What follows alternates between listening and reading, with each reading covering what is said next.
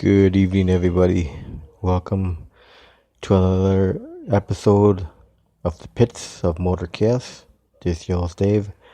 In a couple of minutes, I have a special guest, the America's 1320s legend driver, Courtney Cole, on the phone with me. We'll talk to her about drag racing, so let me give her a call now. Hold on.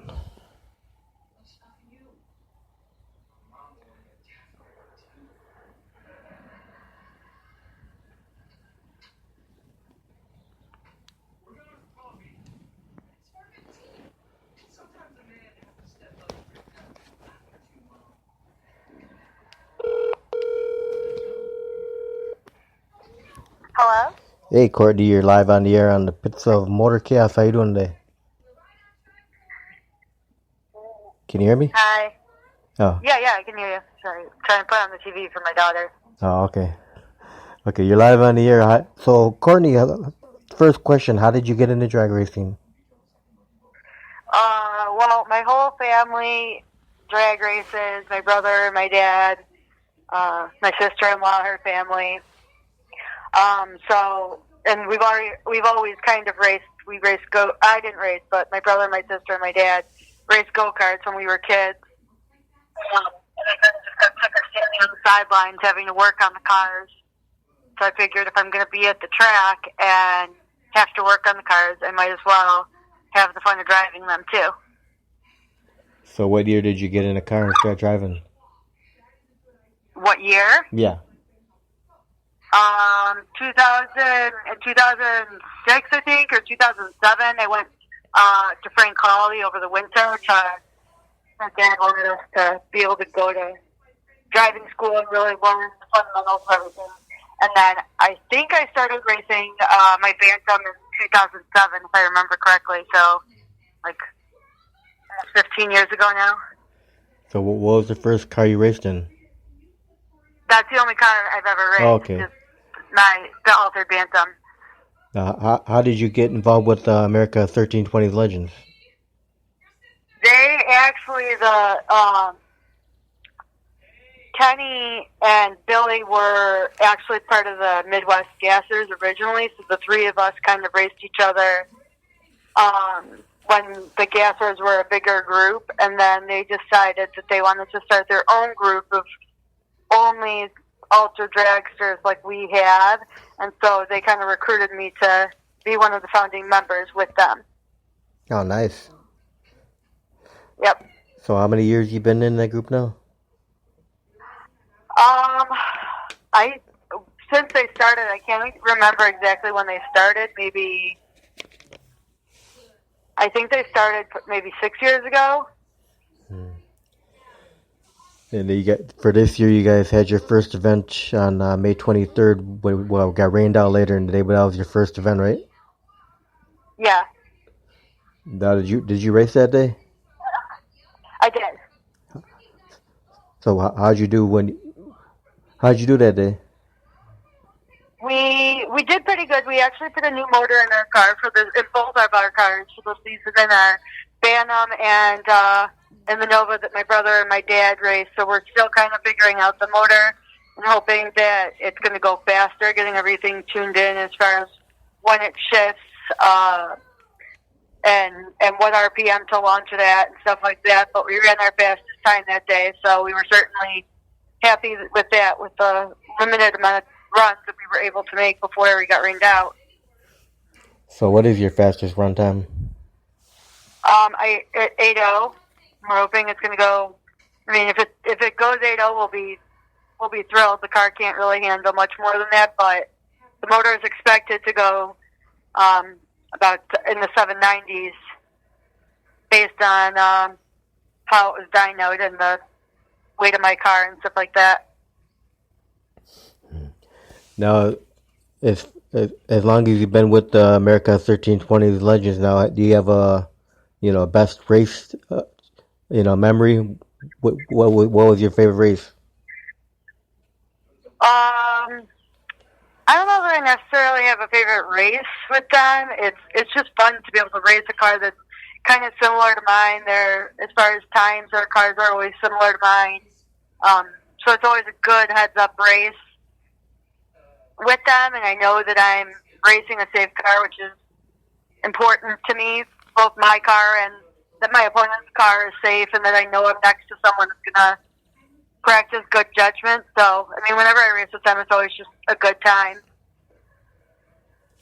Now, for you, as far as drag racing goes, do you have any drag racers that inspired you? Not really one in particular, no. No. I mean, obviously the women that have kind of paved the way have really made a difference for, I guess, my generation. Right. To be able to race and not necessarily be judged. I feel like I faced more of that more when I first started racing, that people were like, oh, I don't want to be beat by a girl, or I don't want to race a girl, or there's no way you really drive that car. But now that it's become more mainstream, I feel like it's a little bit more accepted, and maybe that's why. Yeah, like your Leah Pritchards, Courtney Forrest, Brittany Forrest, all of them. Exactly, yep. So you don't feel intimidated out there? No, I mean, I guess I just don't really think about it when I'm racing. I think about, obviously being safe, knowing my car. I mean, that's part of the reason that I've never really driven another car or desired to get a different car, because I know my car, I know the way it feels, I know how it reacts, and based on what other people who have tried to drive my car said, it's not an easy car to drive, so I kind of like knowing that predictability in my car, and you just have to, I mean, when you have a hardtail car, there's no messing around, you got to be focused. Now, are you the only female driver in that group? Yes. And your car is... I think I'm the only female driver with the gases, Midwest gases as well, as far as I know. And your car is the Insanity number 2, right? Correct. Insanity 1 is the orange car? Yeah, it's the orange 65 Nova. Now, if you could have the fans remember one thing about you, Courtney, what would you want the fans to remember about you? That's a tough one, I guess. I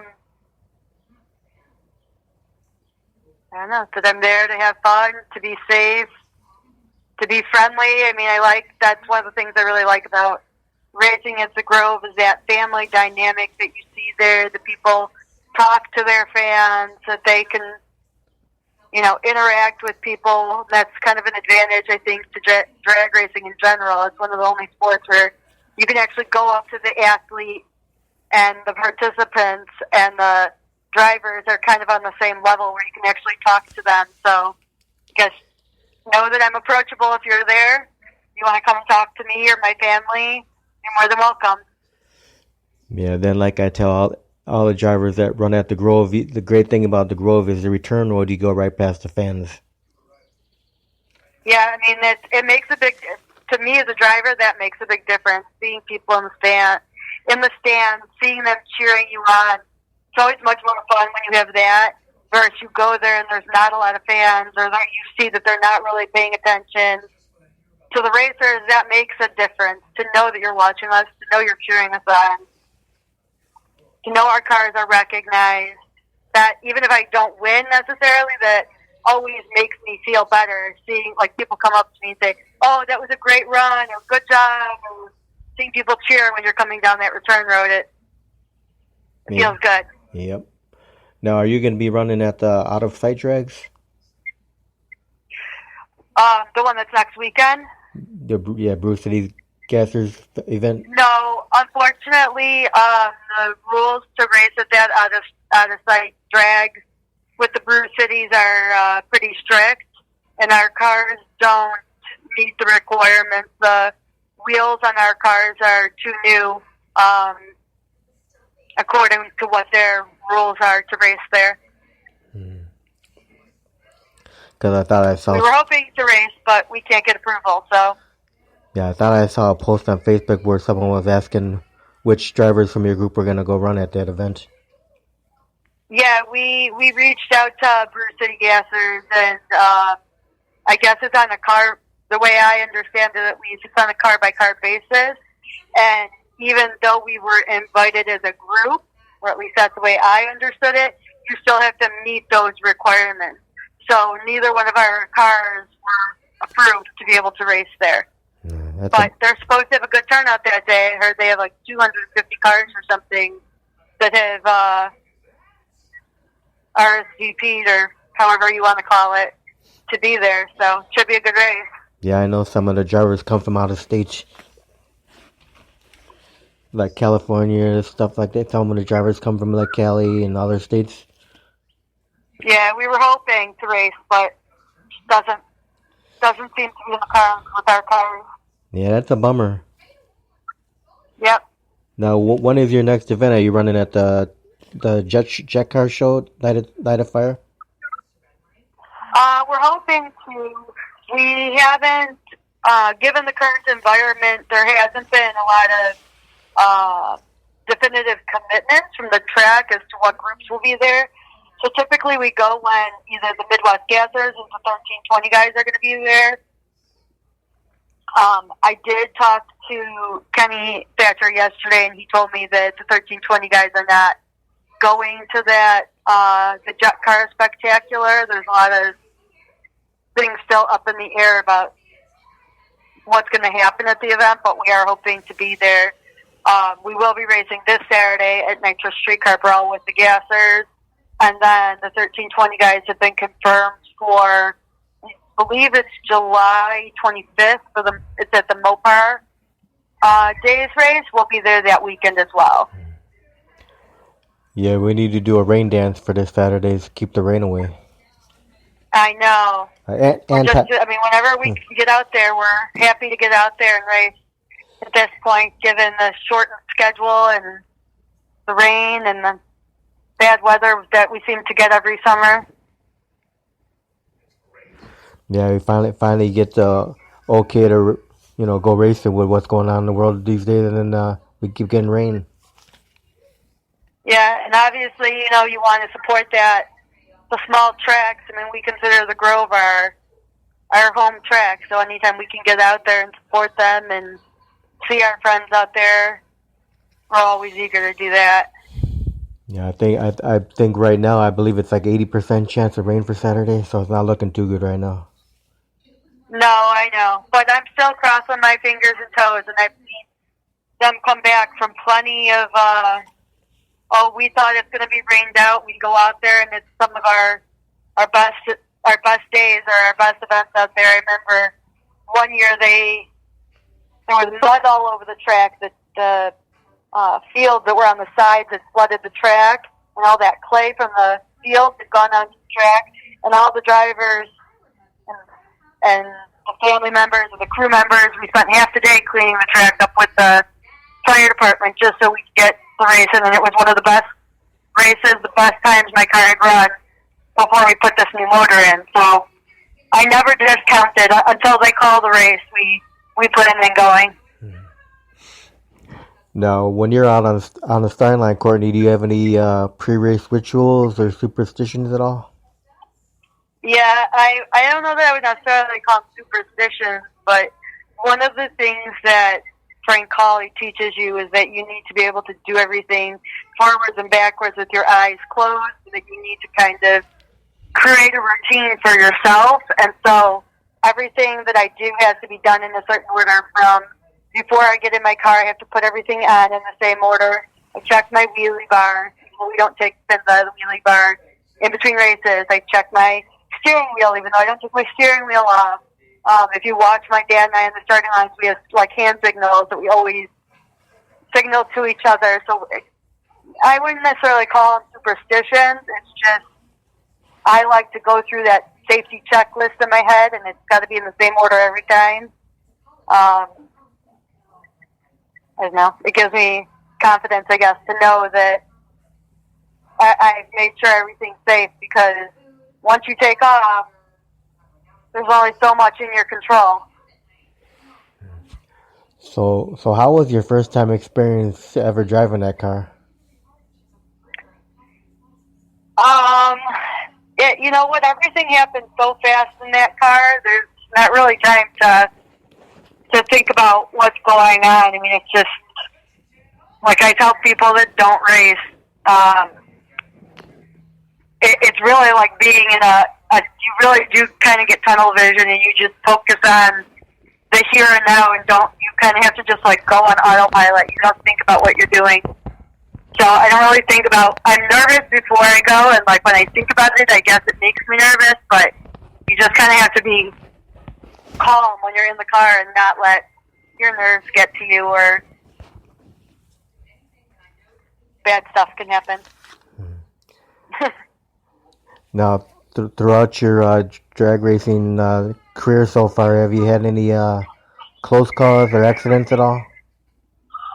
I've had a few close calls. I had one accident. I tried to drive our Nova, and there was a junior dragster that went before me and got water on the track and caused my tires to spin out. It was a very minor accident. I barely grazed the wall. I walked away, got in my own car 5 minutes later, and went and raced. So, I mean, it wasn't necessarily, definitely wasn't a big deal.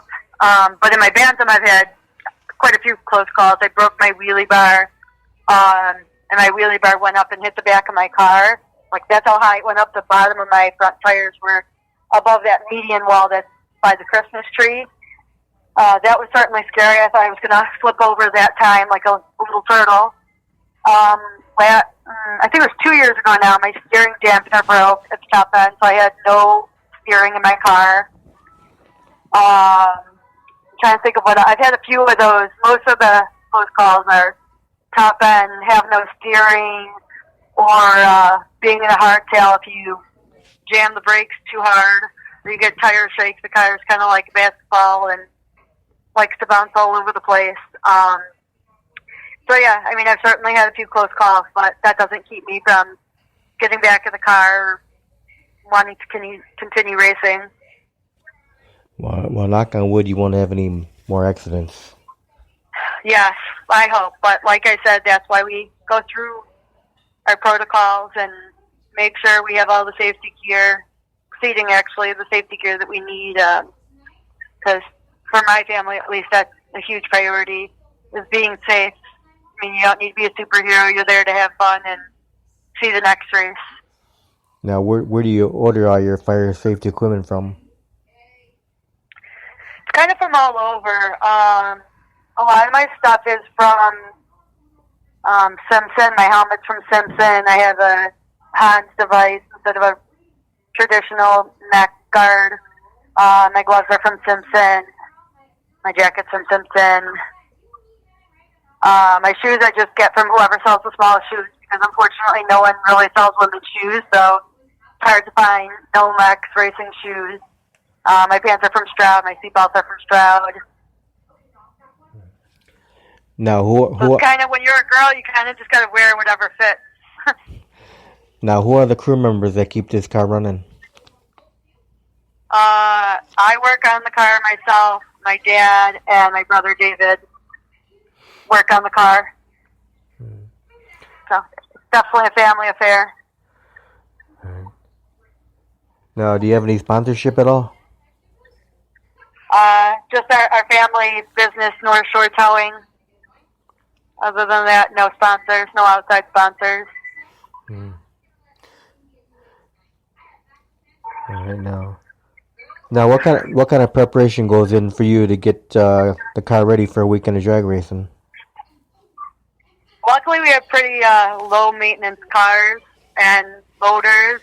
The biggest thing as far as maintenance that we have to do on the cars is obviously wiping them down. They get pretty dirty and full of rubber with all those burnouts. But other than that, we just check the valves, check the oil every so often, check the tires. That's about it. They're pretty low maintenance. That's one of the reasons that we really like our motors from Rear Morrison, is they're pretty maintenance free and extremely reliable. Now, do you ever run on any other tracks besides Great Lakes Dragway? I have, but like I said, that's definitely what we consider our home track. If we get invited to another track, we'll race it. like Route 66 or Byron. We've gone down to Sykeston a few times, out to, I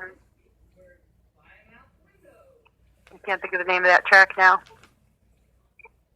We've gone to a few other tracks. We've gone to 41. But most of our races are definitely at the Grove. Now, have you? Well, you've never done 8 mile racing, right? I'm sorry, I've never what? I say you've never done 8 mile racing, right? No, I've always done quarter mile. Right. Now, where does the name come from for Insanity and Sanity 2? Where did how did those names come about? Our Nova actually is an original gasser. It's been around for decades in the Chicago area here, and that was the name of the car when we bought it. Was Pure Insanity. I believe it was painted that way with the orange and that kind of psychedelic logo. I think like in the 70s or 80s they painted it that way, and that was the name. And so when we bought my car, it was from Kentucky. It was actually an 8th mile car. We redid it and repainted it and just named it after that car. All right. Now, what would you consider to be some of the milestones that you've reached in your drag racing career so far? Definitely going 8-0. I don't know. Just being a racer for 15 years and not crashing my car. That's probably not something that most people can say. I've been fortunate to never have any major catastrophes like blowing a motor, blowing a trans. So I definitely consider myself fortunate in that regard. And like I said, it's not exactly the easiest car to drive, or so I'm told. I mean, I probably take it for advantage because I'm used to it, but just being able to drive that type of car, that style of car, that fast, I think is an accomplishment. Now, as far as the sport of drag racing goes, do you have anything on a bucket list that you would like to try someday in drag racing?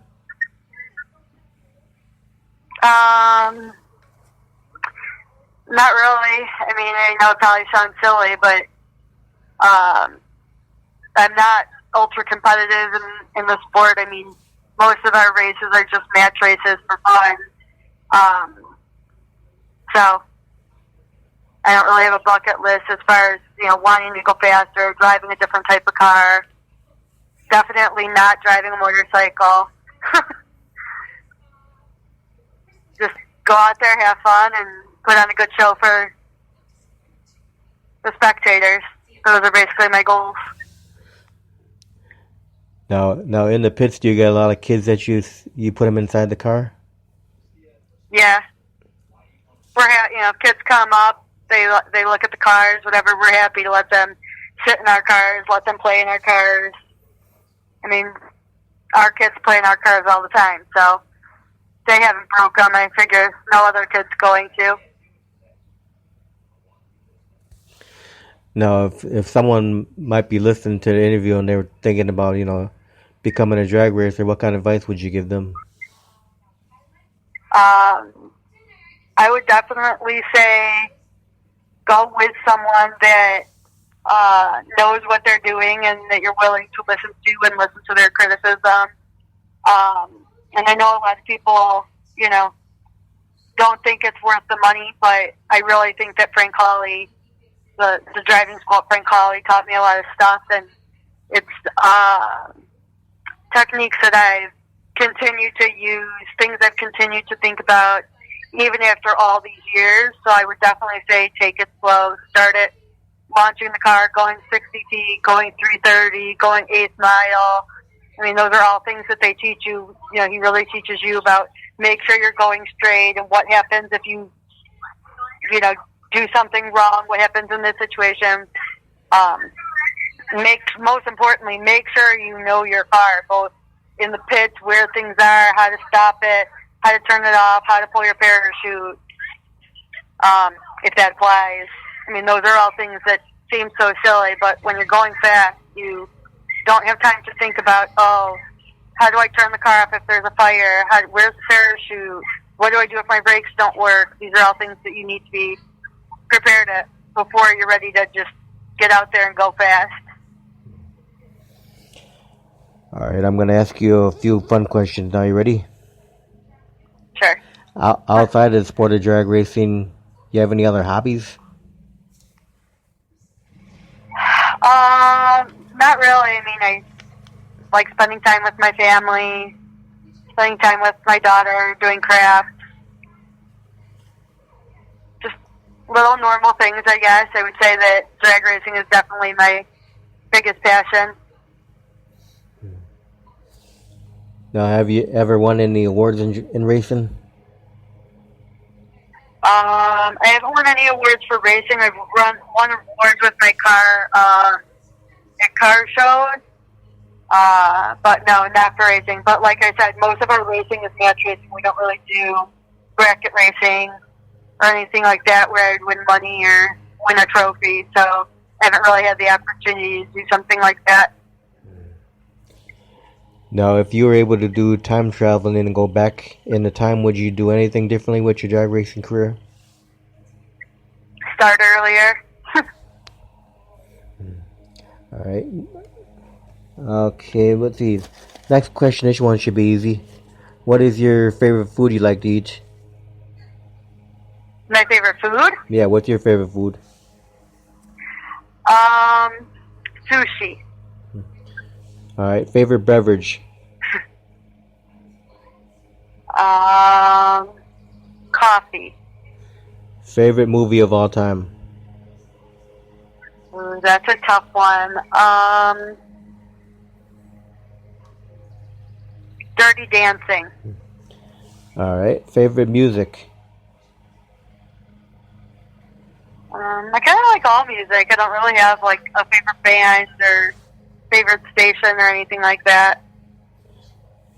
Good enough. Favorite cartoon when you're growing up as a kid? I don't know. I'm not really a big TV watcher. Never was.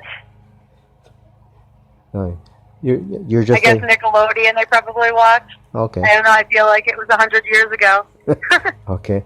Now, when you're at the track, Courtney, do you eat lightly on a race date, or do you and wait till after the races are done, or do you eat regular meals? No, I definitely would say I eat lightly, or that we kind of like snacks throughout the day, if anything. Because of the way the seat is in my car, if I eat right before I race, it really puts the buckles are like right on the top of my stomach, so it gets really uncomfortable in the car to race on a full stomach. Plus, you're busy running around, cleaning the car, just hanging out, so you don't really get hungry until after you actually like sit down to relax. All right. What's been your most embarrassing moment on the track?